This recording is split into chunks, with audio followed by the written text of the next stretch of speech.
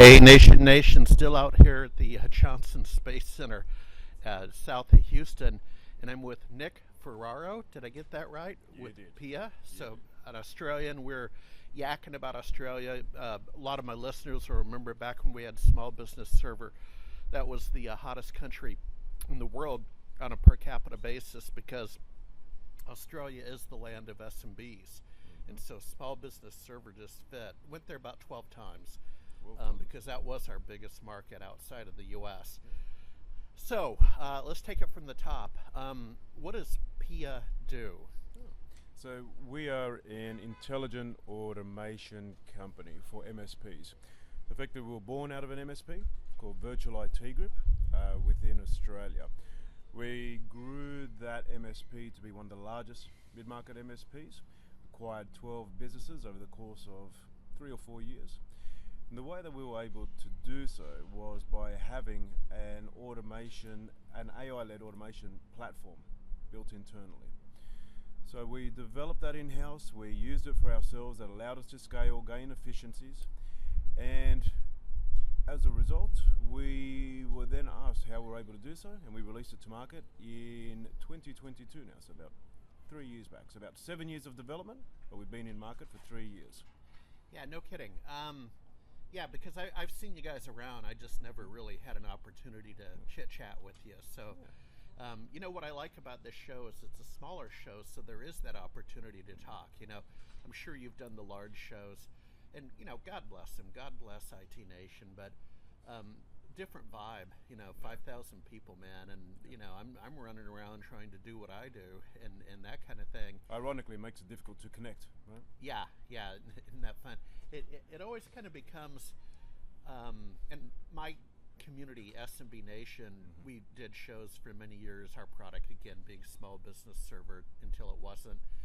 And we were a small show format like this at the end of the day. And that's what I sold. And I couldn't compete with the top tier, you know, the Kaseya and Connect, and they're my friends. I mean, it's all good.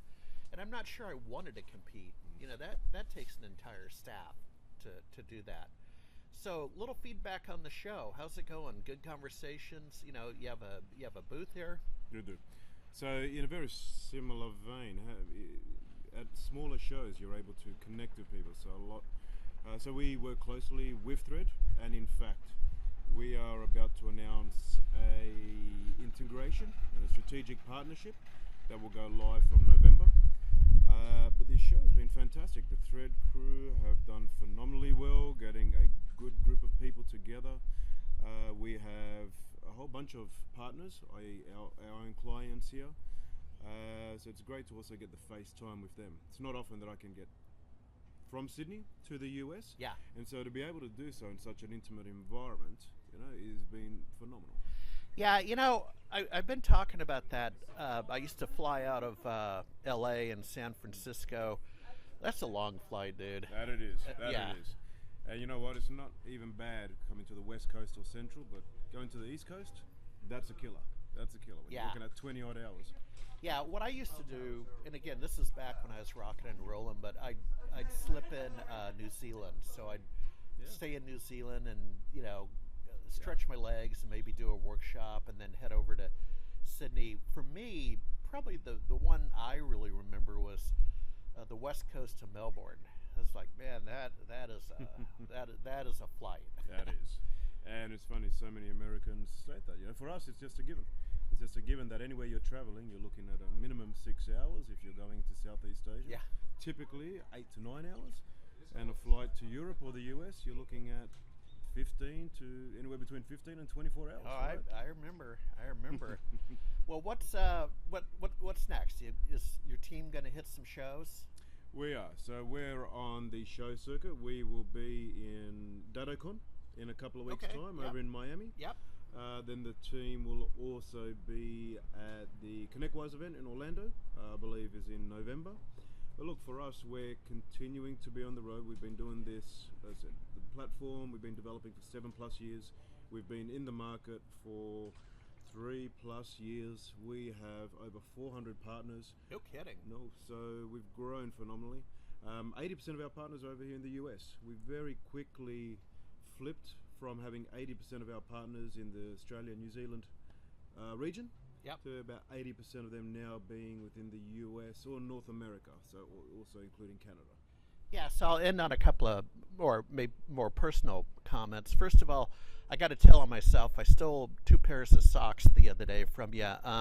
What I do when I go to shows, because I live in Austin, Texas, and I talked to one of your colleagues, and she lives in Austin, of all things, but I stole a couple socks. I do this every show because one of my missions, passions, is to go to the trade shows. There's tons of socks. By the third day, the vendors they're like, take as many as you want.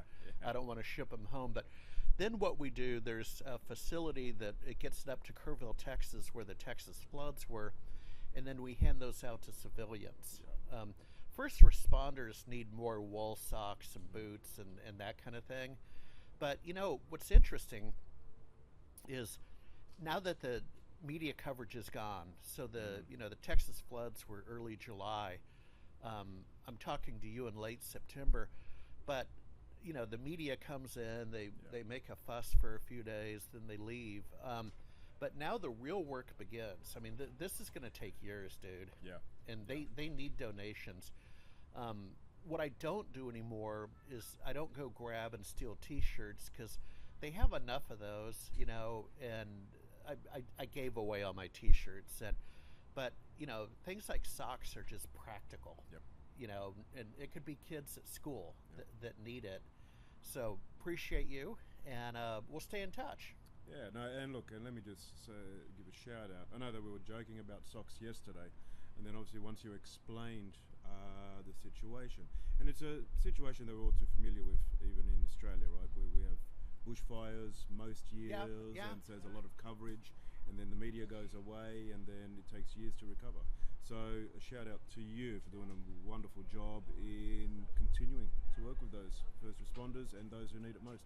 Appreciate you. And then, have you been involved? One of my super buds in Australia over many years started a community. I think it's the SMBIT Pros. Do you know Wayne Small?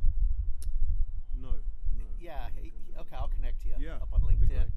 Yeah, they have a conference, and I think he's built that thing up to about 800 members, MSPs. Yeah. And he's coming at it more from a community point of view, heart of gold kind of thing. Yep. And so I will connect you. Thank you for your time, sir. Thank you.